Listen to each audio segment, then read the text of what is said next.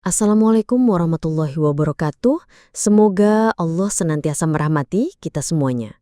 Masih bersama dengan saya, Nyi Kliwon di 5 Menit Merinding.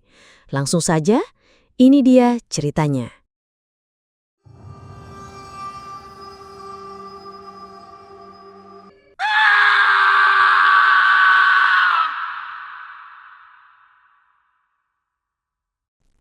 Malam itu dingin, sepi, dan gelap. Hanya suara hujan di luar yang mengusik. Tapi, ada suara lain yang lebih mengerikan. Serrrr, serrrr. Bunyi gesekan itu datang dari koridor timur. Jantungku berdebar tak karuan. Lalu, di ujung lorong yang remang, sebuah bayangan putih muncul. Sosok perawat merayap dengan kaki tertekuk tidak wajar, wajahnya pucat pasi, dan matanya kosong penuh dendam. Dia mendekat. Bunyi napasnya berat. Dan tepat di depanku, sebuah bisikan dingin menembus pikiranku. Kenapa kalian tidak menolongku waktu itu? Aku tahu dia datang, dan dia tidak sendiri. Rina melangkah masuk ke rumah sakit Mitra Sehati. Seragam perawat putihnya masih licin dan baru. Aroma disinfektan bercampur bau karbol menusuk hidung. Khas rumah sakit. Ini adalah hari pertamanya, tahun 2010. Dan dia ditempatkan di gedung lama yang konon sudah puluhan tahun berdiri. Matahari sore menembus kaca jendela yang kusam, menerangi debu-debu yang menari di udara. Ada rasa aneh yang menyergap, bukan sekadar gugup pekerjaan baru, tapi sesuatu yang lebih kelam, seolah dinding-dinding ini menyimpan rahasia. Bu Ratih, perawat senior yang ditugaskan membimbingnya, berambut cepak dan sorot matanya tajam, memberikan instruksi sambil lalu. Rina, kamu jaga di bagian bangsal C, yang paling ujung. Gedung ini memang tua, tapi tenang, pasiennya tidak terlalu banyak. Bu Ratih berhenti di depan sebuah koridor yang paling gelap. Lampunya terlihat redup sekali. Ingat, jangan pernah lewat koridor timur lantai 2, terutama setelah jam 11 malam. Anggap saja ini peringatan dari senior. Ucapnya dengan nada datar tanpa ekspresi. Rina mengangguk, mencoba menyembunyikan rasa penasaran. Perkataan Bu Ratih terdengar seperti mitos atau sekadar cerita seram untuk menakut-nakuti perawat baru. Namun tatapan Bu Ratih yang kosong saat mengucapkan kalimat itu membuat Rina sedikit merasa tak enak. Dia merasa ada yang tidak beres. Malam pertama dan kedua shift jaga berjalan relatif normal. Rina sibuk dengan urusan pasien, memeriksa infus, membagikan obat, dan membantu pasien yang kesulitan. Gedung lama memang sepi, bahkan terlalu sepi untuk ukuran rumah sakit. Suara langkah kakinya sendiri terdengar menggema di sepanjang lorong. Kadang dia merasa ada yang mengawasi, namun setiap kali dia menoleh, tidak ada siapa-siapa. Dia mencoba mengusir pikiran-pikiran aneh itu, menganggapnya hanya karena kelelahan dan suasana baru. Namun pada malam ketiga, semua berubah. Jam menunjukkan pukul 11:30 malam, Rina baru selesai mengecek salah satu pasien di bangsal C. Lorong itu gelap gulita, hanya diterangi lampu-lampu emergensi yang cahayanya kuning redup.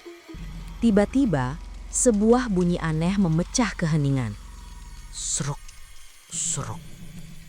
Bunyi itu seperti gesekan keras, seperti ada sesuatu yang diseret di lantai keramik yang kotor. Bunyi itu berasal dari lantai 2, tepatnya dari arah koridor timur yang dilarang Bu Ratih. Jantung Rina berdegup kencang. Rasa takut mulai menjalar di sekujur tubuhnya.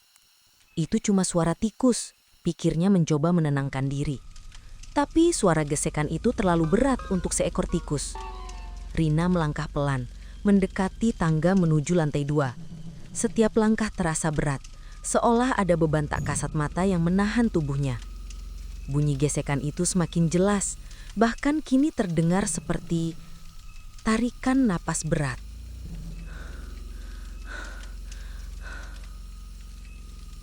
Lampu di koridor lantai 2 mulai berkedip-kedip, mati hidup, menciptakan bayangan yang menari-nari di dinding. Rina menelan ludah. Dia harus memastikan apa yang terjadi. Dengan keberanian yang tersisa, dia naik satu persatu anak tangga, matanya menatap tajam ke arah koridor gelap itu. Dan di ujung lorang, di tengah cahaya lampu yang berkedip, Rina melihatnya. Sebuah sosok, berseragam perawat putih, lusuh, dan kotor. Rambutnya panjang terurai menutupi sebagian wajahnya yang pucat. Yang paling mengerikan adalah posisi kedua kakinya. Tertekuk tidak wajar, menghadap ke arah yang mustahil. Sosok itu tidak berdiri, ia merayap. Menyeret tubuhnya dengan kedua tangan, menciptakan bunyi sruk, sruk, yang memekakan telinga. Wajahnya samar, namun Rina bisa merasakan amarah yang memancar dari sana. Matanya seperti lubang hitam yang siap menelan. Sosok itu bergerak semakin cepat, mendekat ke arah Rina. Bunyi napas beratnya kini terdengar jelas, seperti orang yang kehabisan napas dan menahan rasa sakit tak terhingga.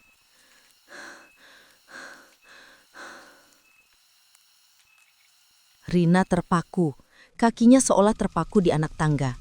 Dia ingin berteriak, tapi suaranya tertahan di tenggorokan. Matanya terpaku pada sosok itu yang kini hanya berjarak beberapa meter darinya. Kengerian yang tak bisa dijelaskan menyelimutinya. Ini bukan lelucon, ini nyata, dan ini adalah horor yang sebenarnya. Rina tidak ingat bagaimana dia bisa lari dari lantai 2 malam itu.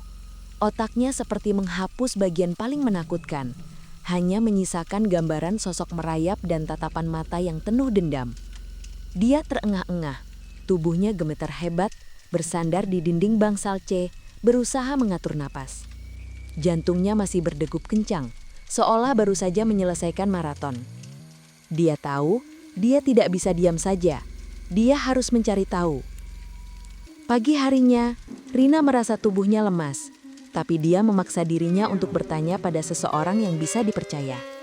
Pilihannya jatuh pada Pak Budi, satpam senior yang sudah puluhan tahun bekerja di rumah sakit ini. Pak Budi, pria paruh baya dengan kumis tebal, selalu terlihat tenang dan ramah. Rina menemuinya di pos satpam saat pergantian shift. Pak Budi, Rina memulai, suaranya sedikit bergetar. Saya melihat sesuatu semalam. Pak Budi mengangkat alisnya, sorot matanya yang biasanya ramah kini sedikit berubah. Ada gurat kecemasan. Melihat apa, Ning Rina? Tanyanya pelan. Rina menceritakan semua yang dilihatnya, tentang sosok perawat yang merayap di koridor timur lantai 2, bunyi gesekan dan napas berat itu.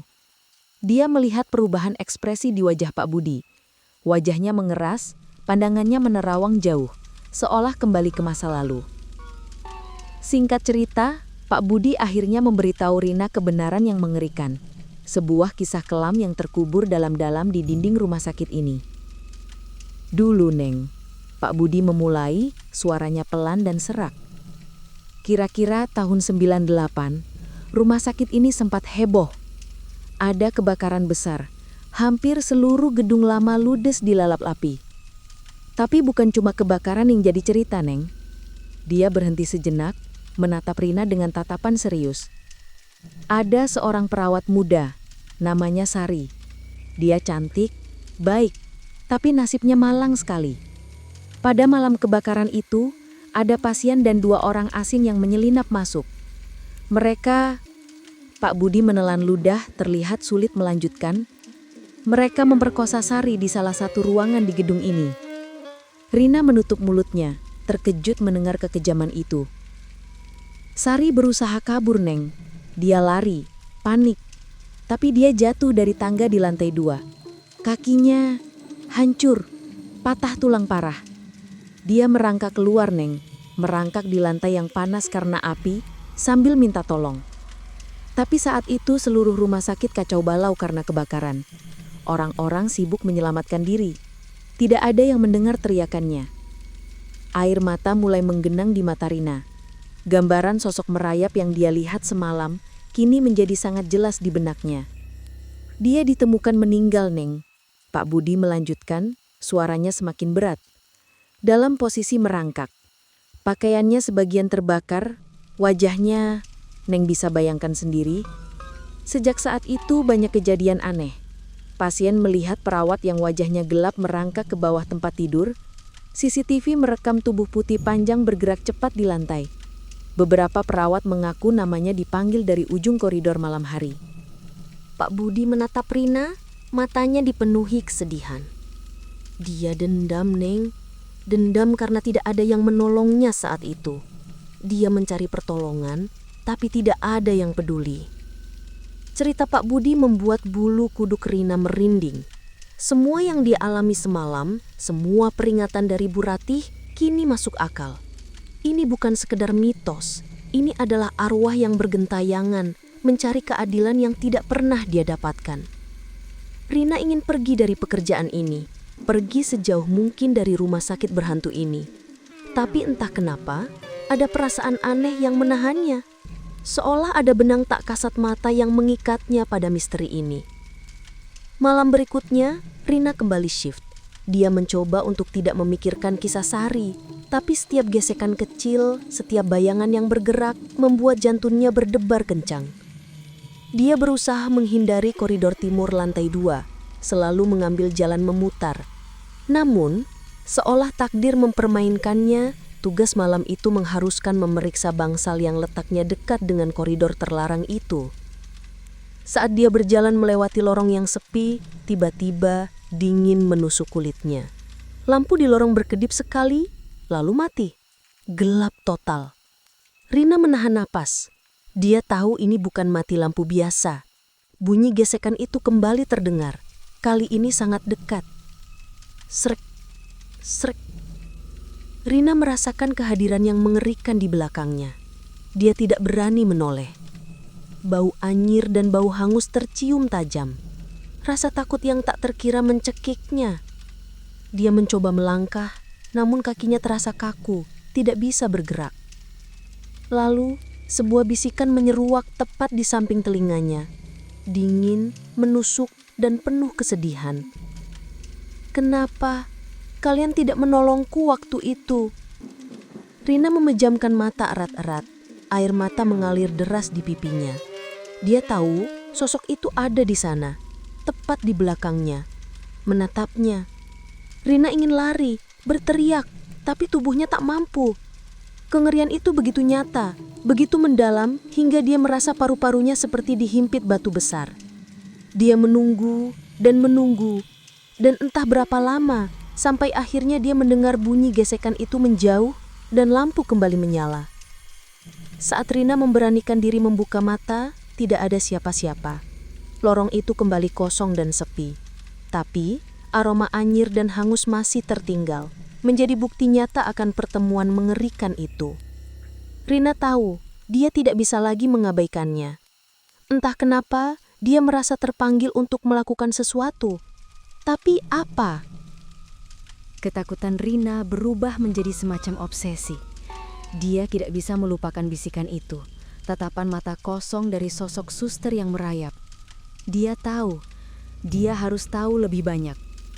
Setiap malam, saat shift, dia akan mencoba mengumpulkan informasi, bertanya pada perawat senior lain yang kadang terlihat aneh jika koridor timur disebutkan.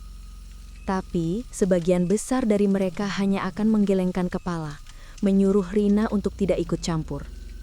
Rina merasa terisolasi. Bu Ratih yang awalnya memberikan peringatan, kini selalu menghindarinya. Perawat lain pun sama, seperti sengaja menjaga jarak. Rina merasa sendirian dalam menghadapi teror ini. Tapi, dia tidak menyerah.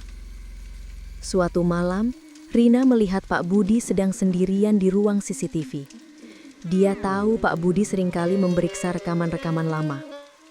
Rina pun memberanikan diri mendekat. Pak Budi, apa ada rekaman CCTV dari koridor timur lantai 2? Tanyanya tanpa basa-basi. Pak Budi terdiam sesaat, lalu menghela napas. Dia tahu Rina tidak akan menyerah. Ada, Neng, tapi ini bukan tontonan yang bagus. Dia memutar beberapa rekaman lama, dari sekitar 2 tahun lalu saat koridor timur masih dibuka meskipun jarang dipakai. Layar monitor CCTV itu menampilkan gambar hitam putih, buram dan penuh bintik. Rina menatap layar dengan jantung berdegup kencang. Pada satu rekaman, sekitar jam 2 dini hari, kamera menangkap sebuah bayangan putih panjang. Gerakannya sangat cepat, seperti meluncur di lantai. Tidak ada bentuk kaki yang jelas, hanya sebuah bentuk memanjang yang bergerak tanpa suara. Itu bukan manusia biasa. Itu adalah dia. Sosok yang dilihat Rina. "Itu Suster Sari, Neng," bisik Pak Budi. Matanya terpaku pada layar. Dia selalu muncul saat ada pasien yang bernasib tragis, terutama korban kekerasan. Rina merasakan kengerian yang mendalam. Bukti visual ini membuat semua yang dia dengar dan alami semakin nyata. "Neng," Pak Budi melanjutkan, suaranya pelan dan serius. "Suster Sari ini konon tidak akan tenang sampai ada yang menghentikan kekerasan di rumah sakit ini. Dia dulunya perawat yang baik, Neng, sering menolong pasien-pasien lemah." Rina terdiam, memikirkan perkataan Pak Budi. Apa yang Suster Sari inginkan? Keadilan atau balas dendam? Dan kenapa dia seolah terus-menerus mengincar Rina?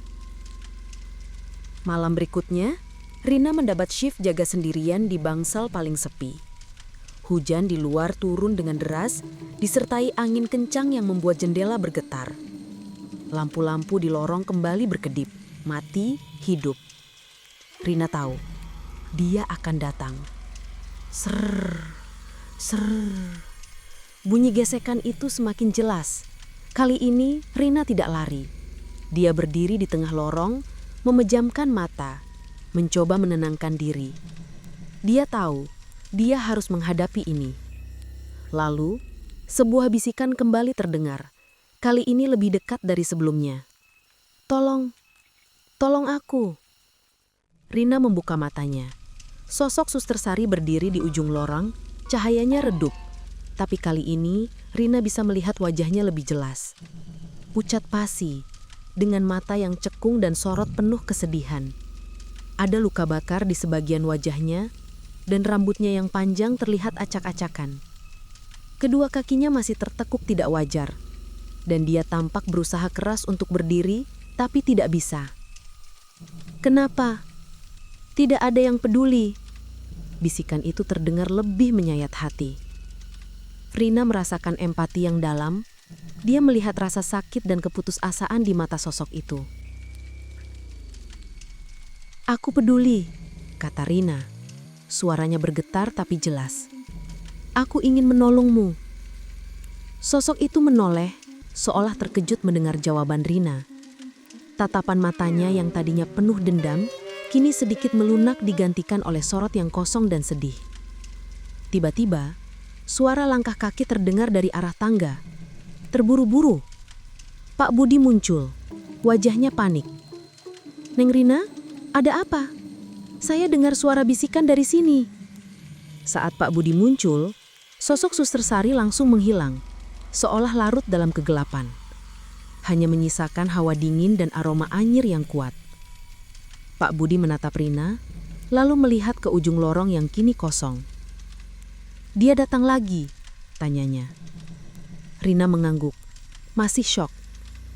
Dia bilang tolong dia, Pak Budi." Pak Budi menghela napas panjang. "Suster Sari ini memang begini, Neng. Dia tidak bisa tenang. Dia terus mencari pertolongan, terus mencari keadilan.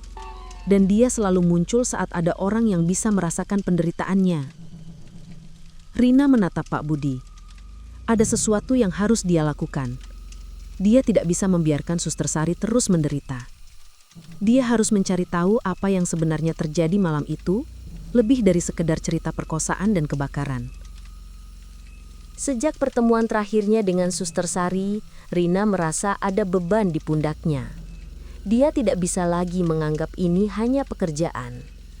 Ini adalah misi untuk menolong arwah yang tersiksa. Dia tahu dia harus mencari tahu detail lebih dalam tentang kasus Suster Sari, sesuatu yang mungkin terlewat dari cerita Pak Budi. Rina mulai mencari di gudang arsip rumah sakit yang sudah tua, sebuah tempat berdebu yang jarang dikunjungi. Dia berharap menemukan dokumen-dokumen lama tentang kebakaran tahun 1998, atau setidaknya catatan tentang Suster Sari. Butuh berhari-hari, memilah-milah tumpukan kertas kusam yang berbau apak. Singkat cerita, Rina menemukan sebuah kotak kardus kecil yang tersembunyi di balik lemari arsip yang reot. Kotak itu tidak berlabel. Dengan tangan gemetar, Rina membukanya. Di dalamnya ada beberapa barang pribadi yang sudah usang. Sebuah jepit rambut, foto-foto hitam putih yang sudah pudar, dan sebuah buku kecil bersampul biru. Itu adalah sebuah diari. Diari milik Suster Sari. Jantung Rina berdebar kencang. Ini adalah harta karun. Sebuah jendela langsung ke pikiran dan perasaan Suster Sari. Dia duduk di bangku tua di sudut gudang dan mulai membaca. Tulisan tangan Sari rapi, tapi isinya semakin lama semakin kelam. Diari itu menceritakan kehidupan sehari-hari Sari sebagai perawat, mimpinya untuk membantu orang, dan kesendiriannya. Lalu tiba-tiba, Rina menemukan bagian yang mengejutkan. Tanggal 12 Agustus 1998. Malam ini, aku merasa tidak enak. Ada pasien baru di Bangsalci, Tuan Wijaya. Dia selalu menatapku dengan tatapan aneh, dan ada 2 orang asing yang sering datang menjenguknya. Tapi mereka terlihat mencurigakan. Mereka berbisik-bisik di lorang, dan aku sering mendengar mereka menyebut namaku. Aku takut. Rina membaca terus, nafasnya tercekak. Tanggal 14 Agustus 1998. Tuan Wijaya dan kedua temannya semakin sering menggangguku. Mereka mencoba mendekatiku, mengucapkan kata-kata tidak senonoh. Aku sudah mencoba melapor pada kepala perawat, Bu Ratna. Tapi dia hanya bilang, jangan terlalu sensitif Sari, itu biasa. Aku merasa tidak ada yang melindungiku di sini. Aku sangat sendirian. Air mata Rina menetes dari matanya saat membaca baris-baris itu. Suster Sari sudah berusaha mencari pertolongan tapi diabaikan. Tanggal 15 Agustus 1998. Malam ini ada bau asap, ada kebakaran. Semua panik. Aku berusaha membantu pasien, tapi Tuan Wijaya dan kedua temannya malah memanfaatkan kekacauan ini. Mereka menyeretku ke sebuah ruangan kosong. Aku berteriak, merontah, tapi tidak ada yang mendengarku. Api semakin besar, asap memenuhi ruangan. Aku melihat mereka tersenyum puas, dan lalu gelap. Diary itu berakhir di sana. Tidak ada lagi tulisan setelah tanggal 15 Agustus. Rina menutup diary itu dengan gemetar. Dia tahu, sekarang, Suster Sari bukan hanya korban perkosaan, tapi juga diabaikan oleh sistem yang seharusnya melindunginya. Kepala perawat, Bu Ratna, tahu tentang gangguan itu, tapi tidak melakukan apa-apa. Rasa marah Rina memuncak. Ini bukan sekadar balas dendam. Ini adalah permintaan keadilan. Rina bertekad untuk mengungkap kebenaran ini. Dia tahu, dia harus menemukan Bu Ratna yang mungkin masih hidup. Dia harus meminta pertanggungjawaban. Dan dia harus menenangkan arwah Suster Sari. Malam itu, Rina kembali ke koridor timur lantai 2. Dia membawa diary Suster Sari. Lampu-lampu di sana sudah tidak pernah menyala lagi, menciptakan kegelapan yang pekat. Hanya senter kecil di tangannya yang menjadi satu-satunya sumber cahaya. Bau anyir dan hangus tercium kuat. Sari, panggil Rina, suaranya bergemetar tapi tegas. Aku sudah tahu semuanya. Aku sudah membaca diarymu. Srek, srek. Bunyi gesekan itu terdengar lebih keras dari sebelumnya. Sosok Suster Sari muncul di hadapan Rina. Wajahnya yang pucat kini terlihat lebih jelas. Tatapan matanya yang kosong menatap diary di tangan Rina. Mereka membiarkanku, bisik Suster Sari, suaranya penuh keputusasaan dan amarah yang meledak. Aku tahu, kata Rina, air matanya mengalir. Aku tahu kamu diabaikan, tapi aku tidak akan mengabaikanmu. Aku akan mencari keadilan untukmu, Sari. Tiba-tiba, sosok Suster Sari mendekat, merayap dengan cepat hingga berhenti tepat di depan Rina. Wajahnya yang pucat kini berjarak sangat dekat. Nafas dinginnya menerpa wajah Rina. Mata Suster Sari menatap lurus ke mata Rina, seolah menembus jiwanya. Mereka harus membayar. Bisikan itu bergetar, penuh amarah yang tertahan. Rina mengangguk, merasakan kengerian dan simpati yang bercampur aduk. Aku akan membantu, tapi kamu harus tenang, Sari. Kamu harus beristirahat. Sosok Suster Sari menunduk, lalu tiba-tiba menghilang, larut dalam kegelapan lorong yang pekat. Hanya menyisakan Rina sendirian memegang diary yang basah oleh air matanya. Rina tahu pertarungan ini belum selesai. Dia baru saja memulai, dan dia tidak akan berhenti sampai Suster Sari menemukan kedamaian. Pagi harinya, Rina langsung mencari informasi tentang Bu Ratna. Ternyata, Bu Ratna sudah pensiun dan hidup di pinggiran kota. Dengan alamat yang didapat dari catatan arsip, Rina bertekad untuk menemuinya. Ini bukan lagi tentang sekadar pekerjaan, tapi tentang menuntut keadilan bagi arwah yang tersiksa. Rina tiba di depan sebuah rumah sederhana yang halamannya dipenuhi tanaman. Bu Ratna, kini seorang nenek-nenek tua dengan rambut beruban, sedang menyiram bunga. Wajahnya terlihat keriput dan lelah, tapi Rina masih bisa melihat sorot mata yang dulu mengabaikan Suster Sari. "Permisi, Bu Ratna." Rina menyapa dengan sopan, mencoba menyembunyikan amarahnya. Bu Ratna menoleh, sedikit terkejut melihat perawat muda di depan rumahnya. "Iya, Nak. Ada apa?" "Saya Rina, perawat dari Rumah Sakit Mitra Sehati. Saya datang untuk bertanya tentang Suster Sari." Mendengar nama itu, wajah Bu Ratna langsung berubah pucat. Senyum tipisnya menghilang, digantikan oleh ekspresi ketakutan. "Suster Sari? Ada apa dengan dia?" Suaranya bergetar. "Anda tahu apa yang terjadi padanya, Bu Ratna?" Rina berkata, suaranya tegas. "Dia diperkosa dan diabaikan. Anda tahu dia diganggu, tapi Anda tidak melakukan apa-apa." Bu Ratna membuang muka, mencoba menghindar. Itu masa lalu. Saya tidak mau membahasnya." "Masa lalu itu masih menghantui Bu Ratna." Rina membentak, tidak bisa lagi menahan emosinya. Suster Sari masih bergentayang di rumah sakit. Dia mencari keadilan. Dia tidak bisa tenang karena Anda mengabaikannya. Bu Ratna terhuyung, seolah disambar petir. Air mata mulai mengalir di pipinya yang keriput. Saya takut, Nak." Bisiknya, suaranya penuh penyesalan. "Saya takut pada Tuan Wijaya. Dia orang penting, punya banyak kenalan. Saya tidak berani melawannya. Saya hanya ingin menyelamatkan diri saya sendiri." Rina menatap Bu Ratna, hatinya dipenuhi kekecewaan.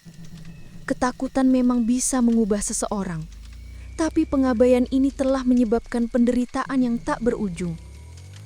Suster Sari meninggal dalam keadaan menyedihkan, Bu Ratna. Kata Rina, suaranya melunak. Dia merangkak keluar, terbakar, dengan kaki hancur, mencari pertolongan. Tapi tidak ada yang datang. Anda bisa saja menyelamatkannya." Bu Ratna ambruk, menangis terseduh-seduh. "Saya tahu, saya salah. Saya menyesal. Setiap malam, saya selalu mimpi dia datang, merangkak, menatap saya dengan mata kosong." Rina melihat penyesalan tulus di mata Bu Ratna. Mungkin inilah yang Suster Sari inginkan. Pengakuan atas kesalahannya. Singkat cerita, Rina merekam pengakuan Bu Ratna. Dia membawa rekaman itu kepada pihak rumah sakit. Butuh waktu, tapi dengan bukti kuat dari diari Suster Sari dan pengakuan Bu Ratna, kasus ini dibuka kembali. Tuan Wijaya yang sudah meninggal dunia beberapa tahun lalu memang terbukti memiliki catatan kriminal dan reputasi buruk. Meski keadilan tidak bisa sepenuhnya ditegakkan bagi Sari yang sudah tiada, setidaknya kebenaran akhirnya terungkap. Rina kembali ke rumah sakit malam itu. Dia berjalan sendirian di koridor timur lantai 2. Lampu-lampu di sana masih mati, tapi kali ini Rina tidak merasakan ketakutan. Dia merasakan kedamaian yang aneh. "Sari," panggil Rina. "Kebenaran sudah terungkap. Kamu tidak sendiri lagi. Kamu bisa beristirahat sekarang." Angin dingin berhembus, menerbangkan debu-debu di lorong. Tiba-tiba, Rina melihat bayangan putih samar-samar di ujung lorong. Bukan lagi sosok yang merayap dengan dendam. Kali ini, bayangan itu terlihat berdiri tegak, dengan senyum tipis di wajahnya yang pucat. Lalu, bayangan itu melayang pelan, menghilang ke dalam kegelapan, seolah melangkah pergi menuju kedamaian. Sejak malam itu, suara gesekan di koridor timur lantai 2 tidak pernah terdengar lagi. Lampu-lampu di sana akhirnya diperbaiki, dan koridor itu tidak lagi terasa angker. Rina tetap bekerja di rumah sakit itu, tapi dia tidak lagi merasakan teror. Dia tahu Suster Sari akhirnya menemukan kedamaian. Meskipun kedamaian itu datang terlambat, setidaknya arwahnya tidak lagi tersiksa. Namun, menurut cerita perawat baru yang bertugas di bagian IGD, kadang-kadang saat ada korban kekerasan yang masuk dan terbaring lemah, mereka akan bersumpah mendengar bisikan pelan dari sudut ruangan. Sebuah bisikan yang berisi peringatan, seolah ada seseorang yang masih mengawasi, memastikan agar tidak ada lagi yang menderita seperti Suster Sari. Dan terkadang, di malam yang paling sunyi, di antara bayangan, mereka akan melihat sekilas bayangan putih panjang bergerak cepat di lantai, seolah seorang perawat sedang bergegas menolong. Rina tahu, Suster Sari mungkin sudah tenang, tapi kisahnya akan selalu menjadi pengingat. Pengingat bahwa keadilan harus selalu diperjuangkan, dan bahwa setiap bisikan, setiap permintaan pertolongan tidak boleh diabaikan. Karena terkadang, horor yang sebenarnya bukanlah hantu yang bergentayangan, melainkan kebisuan dan pengabaian manusia itu sendiri. Bersama saya, Nyi Kliwon. Sampai jumpa di episode Mencekam selanjutnya. Jangan lupa subscribe, like, and share. Terima kasih. Wassalamualaikum warahmatullahi wabarakatuh.